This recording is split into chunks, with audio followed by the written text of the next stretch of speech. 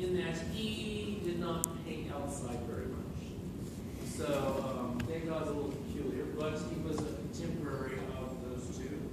And so here's two pieces by Degas. This is a drawing of a ballet dancer who's very interested in ballet dancers.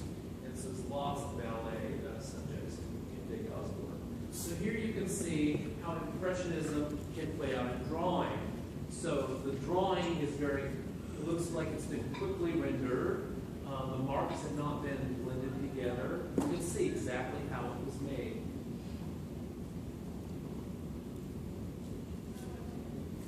And this is a painting by Degas of a performance, ballet performance, or it's actually a ballet class. It's a ballet class. And he is apparently on stage making the painting of these ballet dancers. Now here, the light is artificial light. It is from gaslight, and that's why everybody's kind of underlit, which makes it a little strange. The reason why I think Degas is really interesting is because his compositions are so strange. His compositions are just like snapshots. You know, it actually, a lot of his compositions look like weird snapshots, like they took the picture a little too early, a little too late.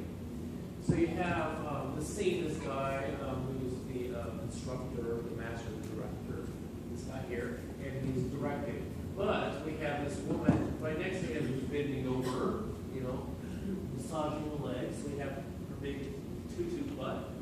And then we have this guy standing up here with the far right hand side barely in there, with his one leg kind of sticking out right in his crotch. So it looks like this gigantic penis, which is weird, right? I mean, why would he do that? He must have thought that was funny. He must have. And then, of course, we have this girl over here who's just entered the scene. So you get a sense of this kind of moving. It's changing. You know, and if it was a really posed composition, it would look static and unchanging. But because these characters look like they're just coming in and things are just happening, it looks like he's captured a moment. And then, of course, the painting itself is loosely painted. And then as you pass the dancers, then it moves back to that strange area in the back. Who knows what that is, right? It's very abstract. It's very atmospheric. My guess is that those are like this kind of yellow-green blob that's behind the girl on the point. That's probably like a flat prop. And then behind that kind of atmospheric thing is probably a backdrop that's been painted for the ballet. That's my guess. I'm not sure, because it does look like they're painting, they're dancing outside, which they would not be doing. So there's Degas. Degas also did this great sculpture, and I don't think I have this image of it, of a ballet dancer. And it was pretty radical because, let me see if I have it in its other part.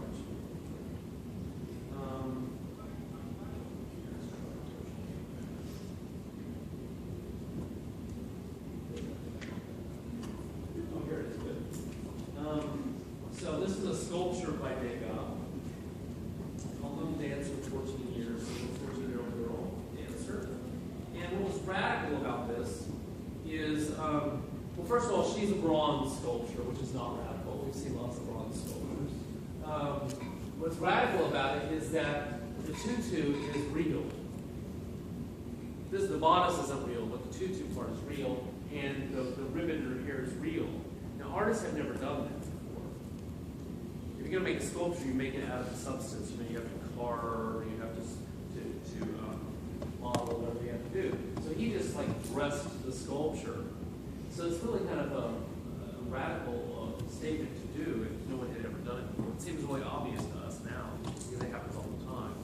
But he did it. So Degas' little dancer, and she's life-size.